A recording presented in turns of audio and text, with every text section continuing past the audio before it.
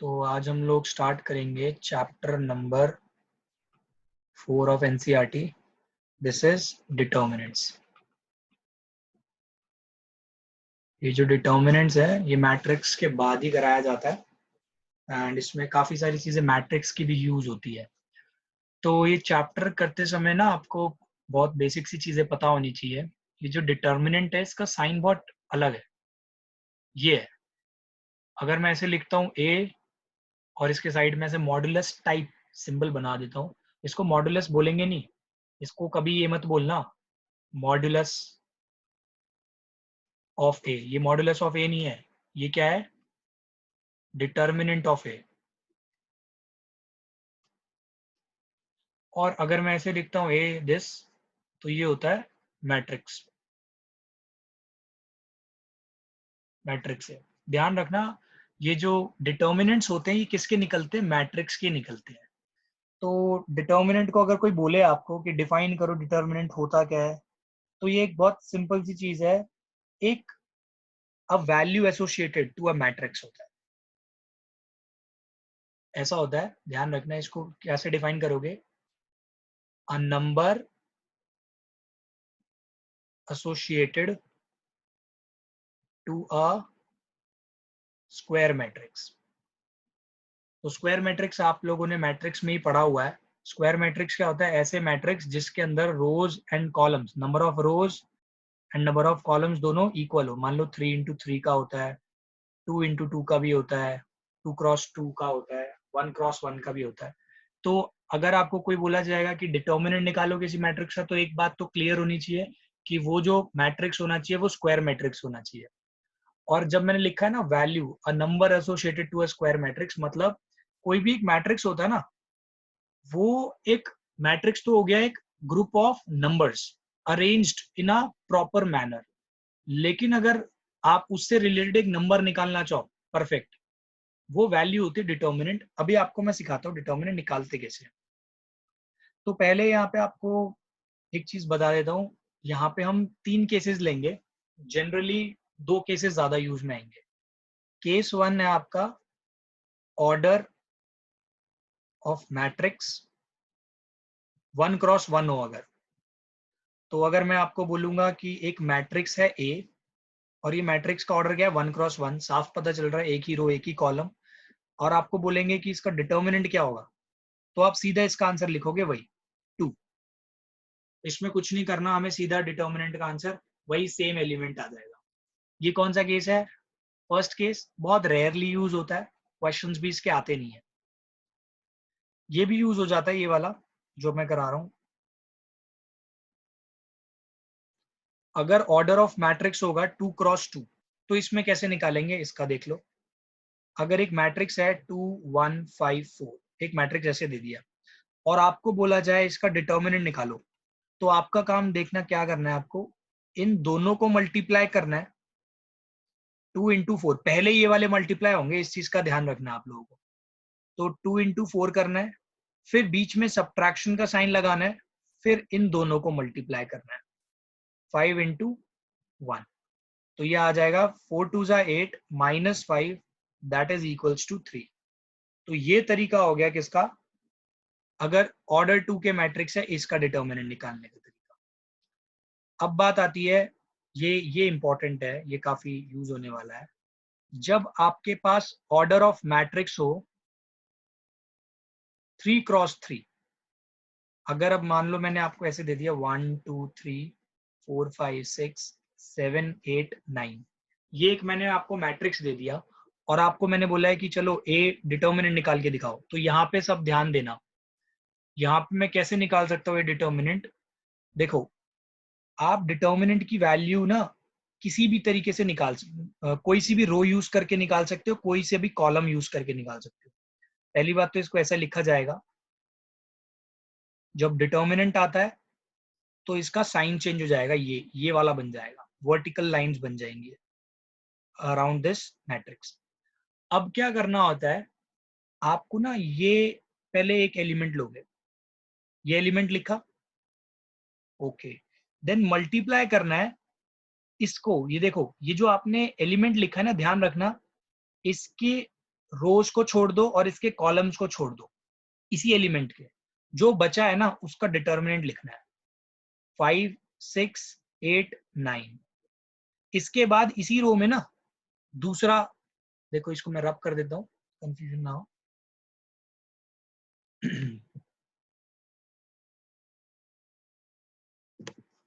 ये है 1 2 3। अब इसी रो के अंदर ये वाला एलिमेंट ले लेना 2। लेकिन एक चीज का ध्यान रखना है, यहाँ पे आएगा -2। ठीक है, अभी ये क्यों आया यहाँ पे माइनस, ये आगे की एक्सरसाइज में कुछ कॉन्सेप्ट आएगा तब मैं आपको समझाऊंगा। लेकिन अभी आपको ये ध्यान रखना है, पहला पॉजिटिव, अगला चाहे जो भी हो पहले माइनस साइन आएगा, फिर इस एलिमेंट को लिखोगे। अब जब आप ये एलिमेंट लिखोगे ना तो इसका कॉलम को नजरअंदाज कर दो और इसकी रो को नजरअंदाज कर दो। तो क्या बचा 4 9, मतलब यहाँ पे 4 6 7 9। ठीक है, तो ऐसे लिखोगे, यहाँ पे आ जाएगा 4 6 7 9। आगे पहला पॉजिटिव दूसरा नेगेटिव, अगला फिर पॉजिटिव, ऐसा चलता है ऑल्टरनेट तरीके से। ये 3 है तो यहाँ पे 3 लिखोगे। इसका देखो अब अगेन वही सेम, 3 अगर यूज किया तो इसका कॉलम को छोड़ो, इसकी रो को छोड़ो, जो बाकी बचा हुआ है उसका डिटर्मिनेंट निकालना है। अब आपको एक चीज तो बताई रखी है, जैसे यहाँ पे आपको ये निकालना सिखाया था 2 ऑर्डर के मैट्रिक्स का कैसे डिटर्मिनेंट निकालते हैं, सिर्फ मल्टीप्लाई करना है और लिखना है। तो यहाँ पे 1 इंटू, जब आप इसका निकालोगे 9 5 जा 45 माइनस 8 6 जा 48, इतना आ गया। देन यहाँ पे -2, इसको लिखोगे तो 9 4 जा 36 माइनस 7 6 जा 42। देन दिस इज +3, 8 4 जा 32 माइनस 7 5 जा 35। अब बस इसको नॉर्मल मैथ से सॉल्व कर लो। 45 माइनस 48 होता है -3, तो ये -3 इंटू 1 तो हो गया -3। यहाँ पे देखो 36 माइनस 42 कितना होता है -6, -6 इंटू -2 दैट इज +12। अब इसके बाद यहाँ पे देखो 32 माइनस 35 होता है -3, -3 इंटू 3 दैट इज -9। तो आप यहाँ पे देखोगे ये आपका आंसर कितना आ गया, 0 आ रहा है।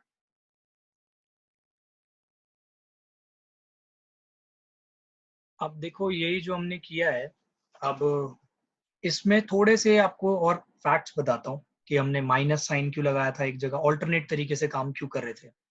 देखो जनरली कोई भी एक डिटर्मिनेंट होता है ना, अगर मैं उसको ऐसे रिप्रेजेंट करूं A11 A12 A13 A21 A22 A23 A33, तो आपको एक बात तो क्लियर होगी कि ये जो A22 है इसका मतलब क्या होता है। A22 का मतलब ये एक ऐसी पोजीशन है which is on the second row and the second column, यानी पहला वाला पार्ट रो को रिप्रेजेंट करता है, दूसरा वाला कॉलम को। ये एक बेसिक चीज है मैट्रिसेस में भी, राइट। अब क्या होता है इसमें ना, हम माइनस और प्लस क्यों लिखते हैं बताता हूँ। अभी जो आपने किया ना, इससे पहले जो मैंने थर्ड और मतलब 3 ऑर्डर वाले स्क्वायर मैट्रिक्स का आपको मैंने डिटर्मिनेंट निकाल के दिखाया, उसमें क्या किया था मैंने, एक्सपैंड किया था, एक्चुअली उसको बोलते हैं एक्सपेंशन। और वो मैंने क्या किया था, रो के अलोंग किया था। तो मैंने क्या किया था ऐसे, एक्सपेंशन अलोंग रो 1। तो यहाँ पे पता है क्या करते हैं, जब भी आप एक्सपेंशन करते हो ना तो आपका काम होता है पहले इस नंबर को लिखना A11। अब इसके साथ ना एक नंबर अलग से मल्टीप्लाई होता है, एक्चुअली में वो होता है -1 की पावर, ये जो आपने दोनों यूज करे ना 1 और 1, उसको ऐड करना होता है। फिर आगे वही काम करना होता है जो मैंने आपको बताया था, इसको नेग्लेक्ट करना है, इसके कॉलम को और इसकी रो को। तो बचेगा क्या, A22 A23 A32 A33, right. अब इसके बाद देखो क्या करना होता है हमें, एक्चुअल में साइन तो प्लस का आता है लेकिन वो माइनस कैसे बनता है बताता हूँ। जब आप ये सेकंड नंबर लोगे, सेकंड अलोंग रो 1, तो आप लिखोगे A21 मल्टीप्लाई बाय -1 की पावर। अब देखो यहाँ पे अगर आप 2 और 1 को ऐड करते हो तो ये 3 बनेगा। अभी बताता हूँ नेक्स्ट स्टेप में, और आगे सेम प्रोसीजर करना है जैसा अभी बताया था। अगर आप ये ले रहे हो तो इसकी कॉलम और इसकी रो के एलिमेंट्स को नेग्लेक्ट करो, तो ये बनेगा A21 A23 A31 A33, right. ऐसे ही अगले वाले में करोगे A31 A13, सॉरी। अच्छा यहाँ पे एक बार गड़बड़ी कर दी थोड़ी सी, A21 A12 है, ठीक है, A12 और ये A13, राइट, क्योंकि रो 1 के अलॉन्ग जा रहे हैं। अब यहाँ पे भी सेम काम करना है, -1 की पावर इसको हम लिखेंगे 1+3, ठीक है, ये 1+2।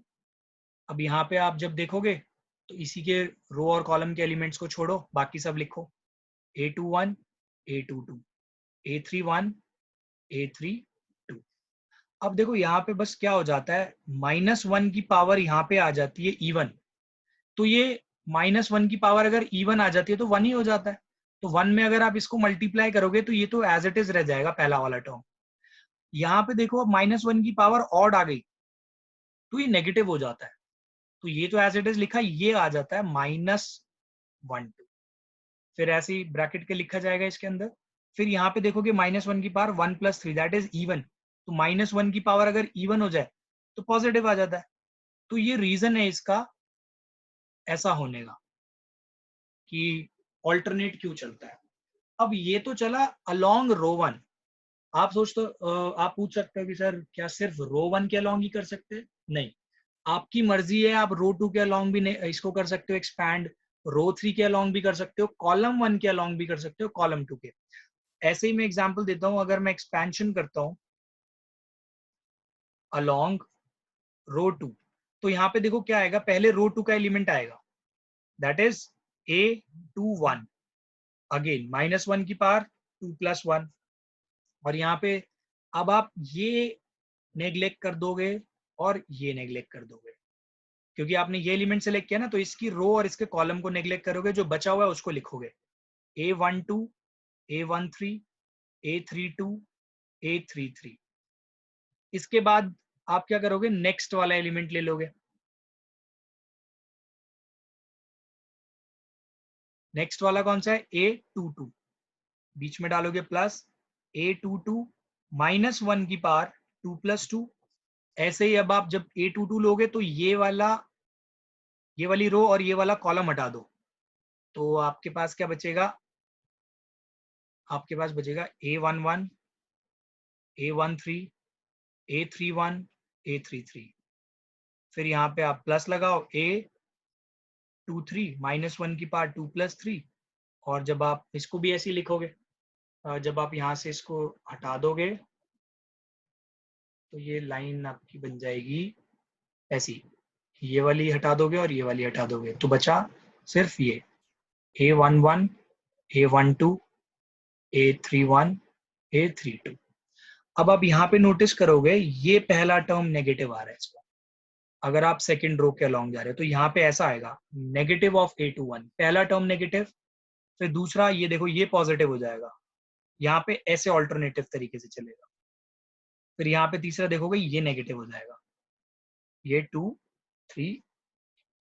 तो हम जनरली क्या करते हैं, हमने रूल बना रखा है अपने लिए ताकि इजी रहे, हमेशा जब भी मैट्रिक्स को करना होता है ना, हम जान के फर्स्ट रो से कर देते हैं, हमें याद रहता है पहला टर्म पॉजिटिव, ये लिखने की जरूरत नहीं होती बार बार हमें। -1 की पावर 1+1 ये आपको लिख के नहीं दिखाना, ये बस मैंने आपको भी समझाने के लिए बताया कि पहला टर्म पॉजिटिव होता है, दूसरा नेगेटिव, फिर पॉजिटिव। अगर आप एक्सपेंशन अलोंग रो 2 करोगे तो ये लिख के दिखाने की जरूरत नहीं है, ये वाला पार्ट जो मैंने लिखा है, आपको पहला टर्म नेगेटिव लेना है, दूसरा पॉजिटिव, फिर ये negative. I hope expansion along row आपको समझ में आ गया होगा। अब मैं आपको एक बार एक्सपेंशन अलोंग कॉलम भी बता देता हूँ। मान लो कि इसकी जगह एक्सपेंशन अलोंग कॉलम करना है, उसमें भी सेम ही प्रोसीजर होगा, बस जैसे जैसे आप रो में काम करते रहे थे उसकी जगह अब आप कॉलम में काम करोगे।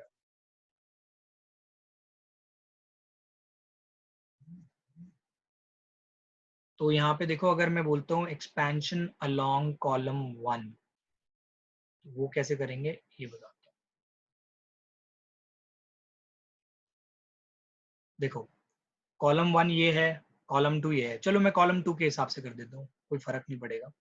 कॉलम 1 कॉलम 2 के अलोंग करोगे, यानी कि अब आपको यहाँ से ऐसे एलिमेंट सेलेक्ट करने हैं, तो पहला एलिमेंट सेलेक्ट करोगे आप A12, प्रोसीजर वही A12 लिया, -1 की पावर 1+2।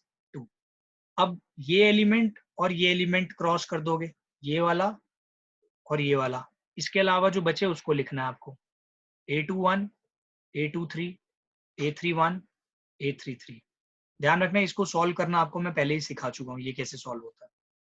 इसके बाद प्लस A 2 अब 2 लेना पड़ेगा क्योंकि अब आप कॉलम के अलॉन्ग एक्सपैंड कर रहे हो। इसमें -1 की पावर 2 + 2 दैट इज, अब A 2 ले लोगे, खुद सोचो अब क्या आएगा आपका। इसमें कौन सी लाइन जाएगी, ये वाली चली जाएगी और ये वाली चली जाएगी। तो आप लिखोगे A11 A13 A31 A33।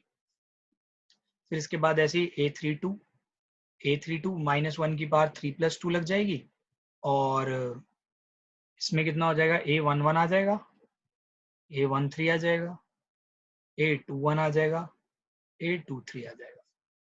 तो यहाँ पे आप देखोगे ये वाला जो टर्म है पहला वाला नेगेटिव बन जाएगा इस साइन की वजह से। तो ना हो जाएगा, ये पॉजिटिव रहेगा, ब्रैकेट को एज इट इज, ये वाला नेगेटिव बन जाएगा। तो आप इसको ना बार बार ऐसे लिखने की बजाय आप बस ये देख लिया करना, अगर ये इन दोनों का सम ऑड आता है तो आप नेगेटिव लेके चलोगे, इन दोनों का सम अगर क्या कहते हैं इवन आता है तो आप पॉजिटिव लेके चलोगे। सिंपल। अब एक क्वेश्चन मैं आप लोगों को दे रहा हूँ करने के लिए, ये एग्जाम्पल 3 ही है आपकी बुक का, कोई बुक में से मत देखना, इसको सॉल्व करो और जैसे मैं बोलूँगा उस रो या कॉलम से ही करना है इसको। आपके दिमाग में आएगा कि अगर आप अलग अलग किसी अलग तरीके से एक्सपेंशन करोगे, जैसे रो 1 के अलॉन्ग एक्सपैंड किया या कॉलम 2 के अलॉन्ग एक्सपैंड किया, तो आपको लगेगा आंसर अलग आ सकता है। नहीं, आंसर अलग नहीं आ सकता, आंसर सेम आएगा।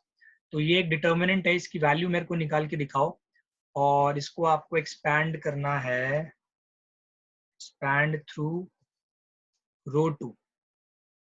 इसको एक्सपैंड करो रो थ्रू के अलॉन्ग और आंसर बताओ क्या आ रहा है। देखो इसको ना फास्ट फास्ट करना है अब, वैसे बनाने की जरूरत नहीं है आपको, वो जो आपने डिटर्मिनेंट के सिंबल वगैरह बनाए, इसको कैसे फास्ट करो, सीधा पहले तो ये देखो आप रो 2 के अलॉन्ग कर रहे हो, ये A21 वाला टर्म है तो पहला नेगेटिव, फिर इसी टर्म को लिखो, फिर ब्रैकेट लगाओ, फिर यहाँ पे अब थोड़ा ब्रेन जल्दी जल्दी यूज करो, ये वाले एलिमेंट छोड़ने, ये वाले एलिमेंट छोड़ने, 2 × 0 -4 × 1, 2 × 0 -4 × 1, फिर अगला टर्म पॉजिटिव +3, अब इसको और इसको छोड़ो, 1 × 0 -4 × 4, अगला टर्म नेगेटिव 0 है, अब ये तो 0 ही है तो 1 × 1 -2 × 4, तो माइनस माइनस ये तो पॉजिटिव हो जाएगा और ये 0 हो जाएगा, ये -4 आ जाएगा यहाँ पे। इसको देखो आप कितना आ जाएगा, ये हो जाएगा 4 4 16, 16 × 3 और ये नेगेटिव है, दैट इज -48 और ये -0, तो ये -52 आ गया। ठीक है, अभी तो यहाँ पे मैंने आपको ये भी लिख के दिखाया है, जब आप आगे फर्दर क्वेश्चंस करने लग जाओगे तो आप डायरेक्टली मन में ही कर लोगे इसको, 2 × 0 0 लिख दोगे, यहाँ डायरेक्टली 0 लिख दोगे, यहाँ पे -4 लिख दोगे, तो ऐसे स्पीड में करेंगे आगे से। ठीक है, अब हम लोग ना एक मेन डिफरेंस समझेंगे यहाँ पे डिटर्मिनेंट्स और मैट्रिसेस में।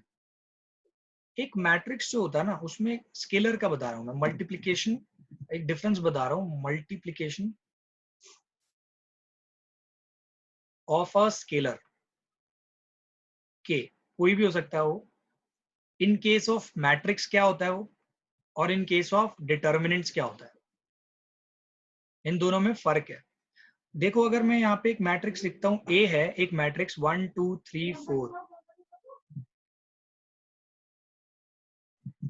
ठीक है, अब अगर मैं आपको बोलता हूँ 5a की वैल्यू क्या होगी, आप क्या करते हो इसके अंदर ना जो मैंने 5 से मल्टीप्लाई कराया, आप सारे एलिमेंट्स के साथ मल्टीप्लाई कर देते हो, यानी कि 1 × 5 कर दोगे, 2 × 5 कर दोगे, 3 × 5 कर दोगे, 4 × 5, और आपका आंसर ऐसा आ जाएगा 5, दैट इज 10 15 20। ये तो हो गया इन केस ऑफ मैट्रिक्स, यानी कि आप क्या करते हो, मल्टीप्लाई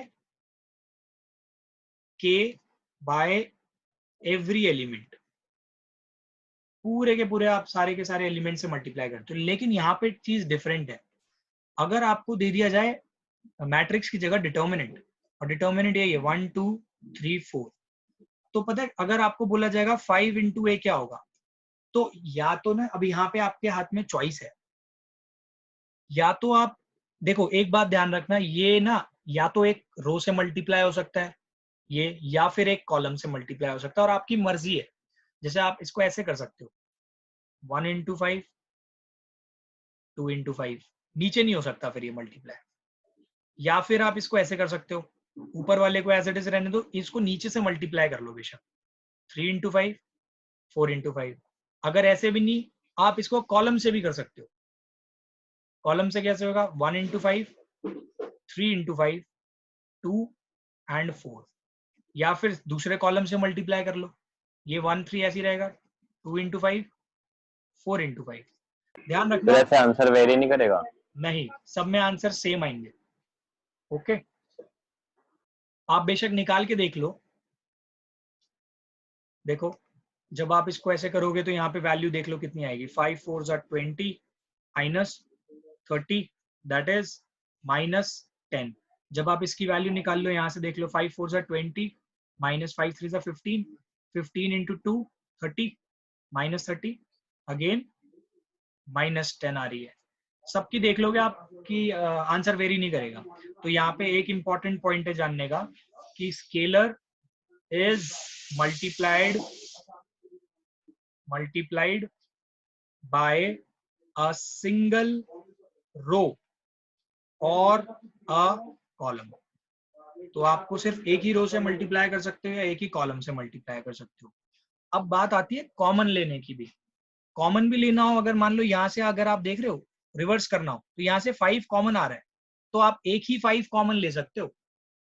यहाँ से 5 कॉमन लोगे तो 5 ही बन जाएगा। अब मान लो अगर मेरे पास एक डिटर्मिनेंट है, ऐसा है, ये है आपके पास, मान लो 10 15 एंड दिस इज 20 25। तो आप यहाँ पे ना इसको पता क्या लिखोगे, ऊपर की रो से क्या कॉमन आ रहा है, 5 कॉमन आ रहा है, तो एक 5 बाहर आएगा। नीचे की रो से भी 5 कॉमन आ रहा है, तो आप उसको भी कॉमन अलग लोगे यहाँ पे, क्योंकि एक रो स्पेशली वर्क करती है अलग अलग। यहाँ पे सारे के सारे एलिमेंट साथ में वर्क करते हैं। तो ये आ जाएगा 2, ये आ जाएगा 3 4 एंड 5। तो ये आ जाएगा 25 2 3 4 5। आया समझ में? और लेकिन अगर ये चीज यहाँ पे करनी होती तो यहाँ से 5A आता, और देख लो यहाँ पे 25A आ रहा है 5 कॉमन लेने पे। I hope this is clear. अब मैं आपको एक एक्सरसाइज का क्वेश्चन करा देता हूँ, इसी चीज पे बेस्ड है, एंड मैं करा देता हूँ आपको क्वेश्चन नंबर 4। ये जो एक्सरसाइज है 4.1 है। तो क्वेश्चन नंबर 4 में बोल रखा है if A is equals to, एक मैट्रिक्स दे रखा है, ध्यान रखना साइन का हमेशा ध्यान रखना है। ये दे रखा है 101 1 2 4, ये है। आपको ये मैट्रिक्स दे रखा है, आपको बोला है show that thrice of A, फिर इसका determinant is equals to 27 of A का डिटर्मिनेंट। देखो यहाँ पे दोनों चीजें अलग हैं। यहाँ पे पहले आपको मैट्रिक्स में 3 मल्टीप्लाई करना है, बाद में डिटर्मिनेंट निकालना है। और यहाँ पे कह रहा है पहले डिटर्मिनेंट निकालो बाद में 27। तो देखो कैसे होता है। आप क्या करोगे, ये जो 3 है ना, 3 से मल्टीप्लाई कर दो इस मैट्रिक्स को। अगर आप इसको 3 से मल्टीप्लाई करोगे तो क्या बनेगा, 3 into 1, 0 into 3, 1 into 3, 0 into 3, 1 into 3, 2 into 3, यही बनेगा। इसमें तो कोई प्रॉब्लम नहीं होनी चाहिए। अब बात आती है ये जो बना है ना, इसका डिटर्मिनेंट निकालने के लिए बोल रहा है। तो इसका डिटर्मिनेंट देखो कैसे निकलेगा। इसका डिटर्मिनेंट क्या हो जाएगा, इसको एज इट इज ही रहने देना। जब आप इसका ऐसे निकालोगे डिटर्मिनेंट, ये जो आपने एक नया मैट्रिक्स बनाया है, इसका डिटर्मिनेंट बोला है ना निकालने के लिए एलएचएस में, तो एलएचएस में ये लो, तो ये क्या निकलेगा, साइन चेंज हो जाएगा बस। अब मैंने आपको एक चीज सिखाई थी इसमें, जस्ट इससे पहले यही चीज समझाई थी।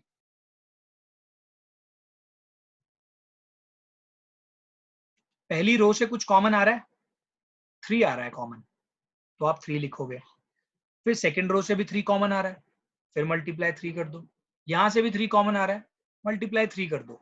यहां से 3 हटा दोगे तो कितना बच जाएगा, 1 0 1 0 1 2 0 0 4। अब ये बताओ ये वैल्यू किसके बराबर आई? 27 के, 3 इंटू 3 इंटू 3। और ये किसके बराबर है? ए डिटर्मिनेंट के। और यही तो प्रूफ करना था।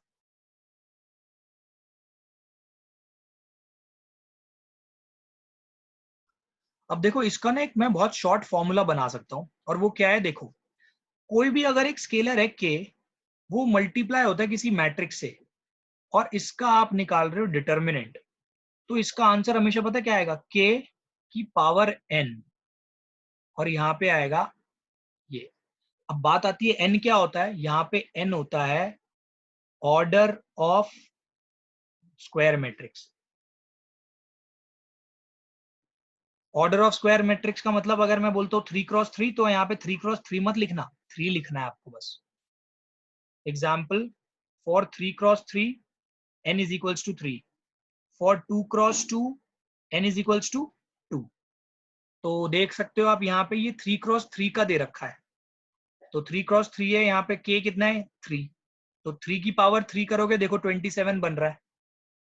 तो ये आपकी काम में आ जाएगी एमसीक्यूज में। अगर वो आपको बोल देंगे कि क्या कहते हैं 4x4 का है, ये दे देंगे लेफ्ट हैंड साइड, आपको बोलेंगे राइट हैंड साइड बताओ, तो आप जल्दी से इस फॉर्मूले में पुट कर देना, आपको मिल जाएगा आंसर सीधा, 1 नंबर का एमसीक्यू। अब क्या है, यूजिंग दिस डिटर्मिनेंट कुछ क्वेश्चंस हैं जिनको आपको सॉल्व करने हैं। तो अब काम डिटर्मिनेंट का ही होएगा इसमें। अब थोड़ा सा क्वेश्चन को थोड़ा सा वेरी कर देंगे, जैसे कि जैसे क्वेश्चन नंबर है यहाँ पे बोला आपकी एक्सरसाइज में ही है, क्वेश्चन नंबर 7 है, और इसमें बोला है find x, find the value of x.